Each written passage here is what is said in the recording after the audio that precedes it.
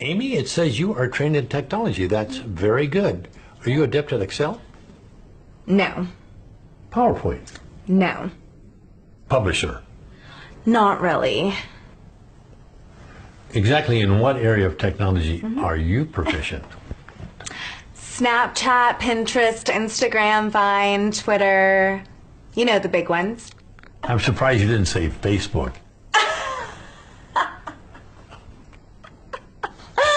That's for old people, like my parents. That's funny. Well, Amy, when you're working for me, you have to have those kind of research skills because I'll send you things for you to comb through and get the answers and send them to me. So for that, you've got to be really good at technology. For stuff like that, no problem. I'll just ask Siri. You'll just ask Siri? You know, Siri tell me this, Siri find me that. We're all good at getting you the answers. Tell Siri I want you ready to go at 8 sharp each and every morning. I don't understand. What don't you understand? What you just said. You don't understand be ready to go? No. You said 8, right? Yes. 8 like in the morning 8? Yes, in the morning. Yeah. That kind of doesn't work for me. Who gets up at 8? I do. I Skype with my French boyfriend in Paris until like 3 in the morning. I don't even get to Starbucks until like 10, where I order my grande chai tea latte, 3 pump skim milk, white water, 2% foam, extra hot but not too hot. So if it's okay, I work best in the morning at 10:45. Wow. Amy, I don't think we're going to be a good fit. Why are you so negative? I can sense your hostilities, and right now I am not feeling very safe. I've been here for over 5 minutes, and the only nice thing you have said to me was nice resume, which I typed all night for this meeting with you. You've given me no guidance, no validation, no encouragement, no supervision. Is there an HR director somewhere? HR director? Yes, I need to speak to someone. I may have to take off today as a mental health day. Take the day off. Amy, look at me. You don't work here. Are you firing me? Okay, yes.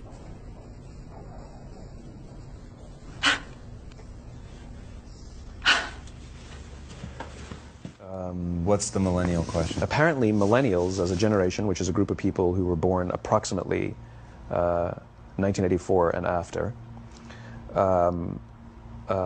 are tough to manage. And they're accused of being entitled and narcissistic and self-interested, unfocused, lazy. But entitled is the big one. And because they confound leadership so much, what's happening is leaders are asking the millennials, what do you want? And millennials are saying, we want to work in a place with purpose, love that. We want to make an impact, you know, whatever that means. We want free food and beanbags. And so somebody articulates some sort of purpose, there's lots of free food and there's beanbags, and yet for some reason they're still not happy. And that's because they're missing, there's a missing piece. What I've learned is that I can break it down into 4 pieces, right? There are four things, 4 characteristics. One is parenting, the other one is technology, the third is impatience, and the fourth is environment. The generation that we call the millennials, too many of them grew up subject to, not my words, failed parenting strategies, you know? Where, for example, they were told that they were special all the time. They were told that they could have anything they want in life, just because they want it, right? They were told, some of them got into honors classes, not because they deserved it, but because their parents complained. And some of them got A's, not because they earned them, but because the teachers didn't want to deal with the parents. Some kids got participation medals. You got a medal for coming in last, right?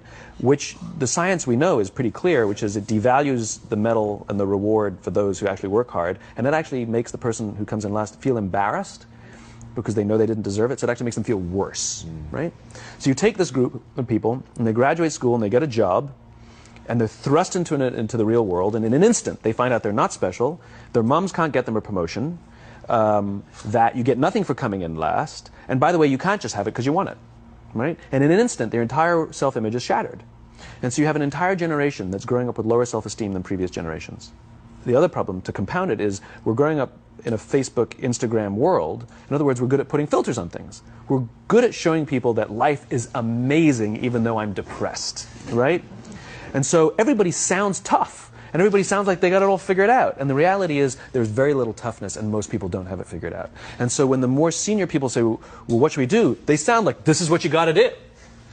And they have no clue, right?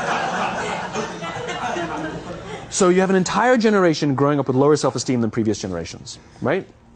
Through no fault of their own. Through no fault of their own, right? They were dealt a bad hand, right? Now let's add in technology. We know that engagement with social media and our cell phones releases a chemical called dopamine. That's why when you get a text, it feels good, right? So, you know, we've all had it where you're feeling a little bit down or feeling a bit lonely, and so you send out 10 texts to 10 friends, you know, hi, hi, hi, hi, hi, because it feels good when you get a response, right? Right? It's why we count the likes. It's why we go back 10 times to see if my Instagram is growing slower. Did I do something wrong? Do they not like me anymore? Right? The trauma for young kids to be unfriended, right? Because we know when you get a hit of dopamine, which feels good. It's why we like it. It's why we keep going back to it. Deep, meaningful relationships are not there because they never practice the skill set, and worse, they don't have the coping mechanisms to deal with stress. So when significant stress starts to show up in their lives, they're not turning to a person, they're turning to a device, they're turning to social media, they're turning to these things which offer temporary relief. We know, the science is clear, we know that people who spend more time on Facebook suffer higher rates of depression than people who spend less time on Facebook. Right? These things balanced. Alcohol is not bad. Too much alcohol is bad. Gambling is fun. Too much gambling is dangerous. Right? There's nothing wrong with social media and cell phones. It's the imbalance. If you wake up and you check your phone before you say good morning,